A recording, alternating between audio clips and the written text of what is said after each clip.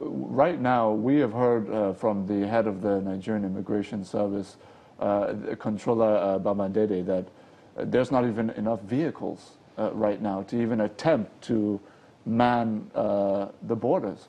So even the logistics, I mean, you've touched on recruitment, but even in terms of logistics. Correct. When we hear from the National Assembly, for example, you know, all the emphasis at the moment is about state police. If you bring in state police, essentially, they believe that, you know, you've solved much of the problem.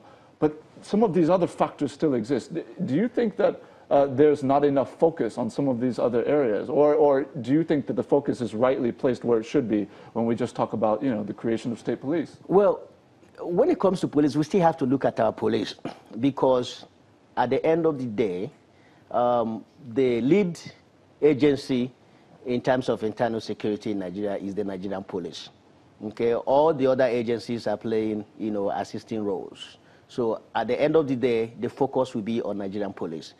But make no mistake, even if we fix Nigerian police and we don't fix all these other agencies that contribute to the, you know, the overall security of the country, we will still have lapses here and there. We still have those gaps here and there. So it has to be a multifaceted approach to the problem. Look at police, look at immigrations, look at the customs services and stuff like that. So it has to be a combination of all of those. Now, you just alluded to that. The Controller General said they don't even have operational vehicles to carry out, you know, patrol. So how can you have 10 out of 10 border security when they don't even have enough operational vehicles to carry out patrols at the border? So that alludes to what I was trying to say earlier. You can't have such security at the border.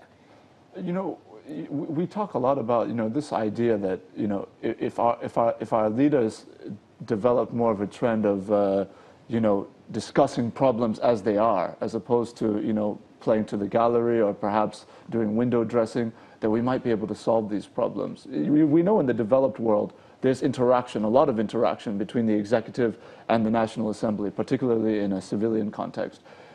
What can be done to kind of depoliticize, if you will, these interactions in such a manner that, for example, the head of an immigration service or the Minister of Interior can come before the National Assembly and answer very serious questions about what the state of operations are and how they can be fixed? Are we far from that point?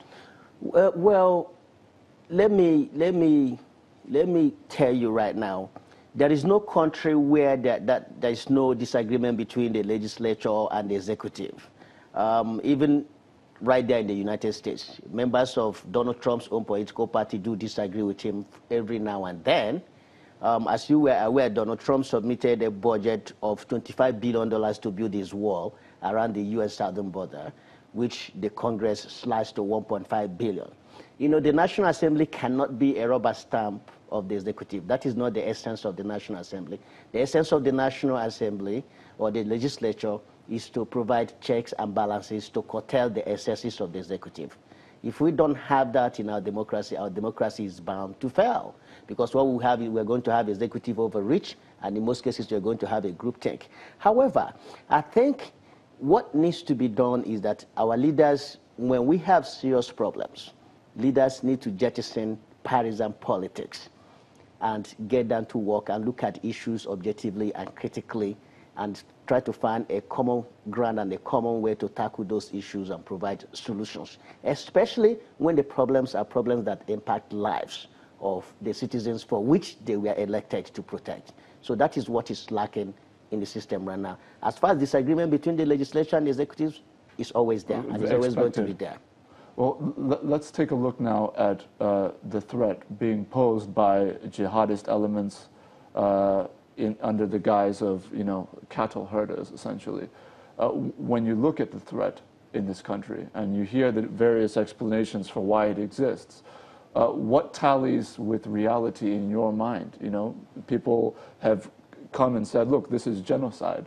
Others have said, you know, that this is a broader international problem that has now come to Nigeria at a time when we have decades-long deficits that we're trying to address. A bad combination of things. What are your thoughts? Well, that problem is equally multifaceted. There's economics to it. There's politics, to it. There is equally international angle to the problem. For this problem to be solved, like I have always said, it has to be broad and comprehensive solution to it.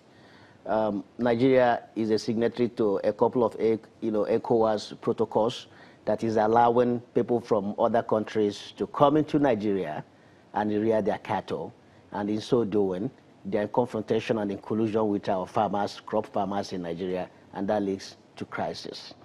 So we have to go back to ECOWAS. ECOWAS has to play a more dominant role in this problem, because maybe if people are not coming from Senegal and Mali, maybe the problem may not be as it is right now. So we have to find a way to eliminate that factor of other countries coming into Nigeria to rear cattle and in the process cause problems in our country. It's interesting you say so, because we know in the last 1 month there was an ECOWAS meeting of West African ministers of agriculture that was superintended over by Vice President Yemi Osinbajo. And I know one of the outcomes of that meeting was that the ECOWAS protocols that enables individuals to come into the country, that's not so much the problem, according to them, as much as it is a lack of enforcement in terms of, because the protocols dictate that anybody coming in must have particular documentation that would give Nigerians, the Nigerian authorities, a sense of why they're coming in. That if this was enforced, we would be able to uproot the militants from the legitimate business people. What are your thoughts about that? So how do you differentiate a militant who wants to come and wreak havoc, getting cows and say, look, I'm a herdsman? So how do you eliminate that? You know, terrorists can go to any level to perpetrate their act. We've seen that happen so many times. If a terrorist is bound in coming into Nigeria, what does it take him to gather some cattle and join the herdsman crew? The truth of the matter is that ECOWAS has to do more. People in Mali should ranch their cattle in Mali, stay in Mali. Those in Senegal should stay in Senegal, ranch their cattle in Senegal. Let us know the problems that we're dealing with right here in Nigeria. We have too many problems already for us to allow people to come from outside of our country and to add to our problems. You know, the enforcement of the protocols may not stop the problem as long as the people are coming into Nigeria and they don't understand the complexities of Nigeria. They don't understand our cultures. They don't know when they have crossed into Benue State or Plateau State. They don't know anything about our local government areas. They simply have little or no knowledge about our culture. So it will be easier for herders who are of Nigerian origin to understand the complexity of Nigeria than those who are coming from outside the country. So we have to stop people from coming into this country to rear cattle. I don't understand that protocol. I don't see Mexicans carrying their cattle into California or Texas. I don't see it anywhere. Do you see people from Sweden going to the UK or going to France to go and rear cattle? I don't get it. It's outdated. Let's stop it. There's no doubt that it's an archaic method. I don't think anybody is in dispute of that fact. Let me ask you, when you've talked now about what you believe the solution is, which is these countries should adopt ranching within their nations, and that essentially there shouldn't be this cross-border movement. Now, even if you want to adapt that to the Nigerian situation, there is a lot of resistance. You have heard from state governors, state governments within the Middle Belt region, even on the Mambila, where you have these fertile lands that attract herders, that, look, we simply are not going to accept ranches in our states. You've heard that. We don't want to accept cattle colonies as well. Yes. So if you're the federal government, what is the actual solution? Well, you see, our Land Use Act is outdated. We have to begin to put priority on the eminent domain. If a project is of national interest, that should supersede any other interest.